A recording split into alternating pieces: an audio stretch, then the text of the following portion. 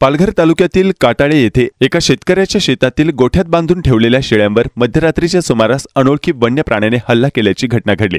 अज्ञात वन्य प्राण्याने केलेल्या हल्ल्यात गोठ्यातील 12 शेळ्यांचा मृत्यू झाला असून 5 शेळ्या जखमी झाल्याने शेतकऱ्याचे लाखो रुपयांचे नुकसान झाले।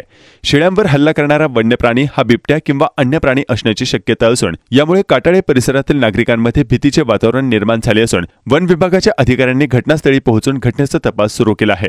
पालघर तालुक्यातील मासवण नागझरी रस्त्यावरील काटाळे गावातील शेतकरी किरण पाटील यांची सूर्या नदीकिनारी शेती आणि वीटभट्टीचा व्यवसाय असून शेतीला जोडधंदा म्हणून त्यांनी शेळी पालनाचा व्यवसाय सुरू केला आहे। बागायती शेतीमध्ये त्यांच्या शेळ्यांचा गोठा असून मंगळवारी मध्यरात्रीच्या सुमारास अज्ञात वन्यप्राण्याने गोठ्यातील शेळ्यांवर हल्ला केला। या हल्ल्यात 12 शेळ्यांचा मृत्यू झाला तर 5 शेळ्या जखमी झाल्या असून बुधवारी सकाळी ही घटना उघडकीस आली। गोठ्याच्या परिसरात बिबट्यासदृश्य वन्यप्राण्याच्या पावलांचे ठसे आढळून आले असून मृत शेळ्यांची मान आणि शरीरावर चावा घेतल्याने खुणा देखील झालेल्या दिसून आल्या।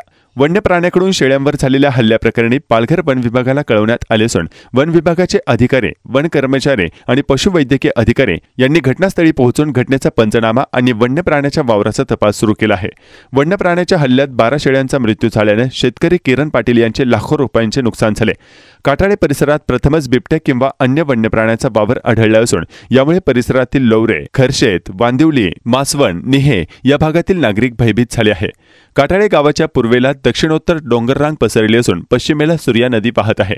सूर्या नदीच्या पलीकडे सागावे, कोकनेर या गावांच्या पाठीमागे तांदुळवाडी, काळदुर्ग ते आसवा या किल्ल्यांची डोंगररांग पसरली आहे। याच डोंगररांगेतून सूर्या नदीचे पात्र ओलांडून बिबट्या आला असल्याची शक्यता वर्तवली जात आहे।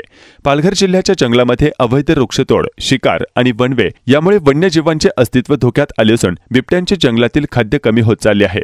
त्यामुळे दाट जंगलातील बिबटे पावसाळा संपल्यानंतर शेळ्या, कोंबड्या, श्वान यांसारख्या शिकारीसाठी सहज सोप्या खाद्याच्या शोधात मानवी वस्तीकडे येऊ लागले असून त्यामुळे मानव आणि बिबट्या असा संघर्ष निर्माण होऊ लागला आहे।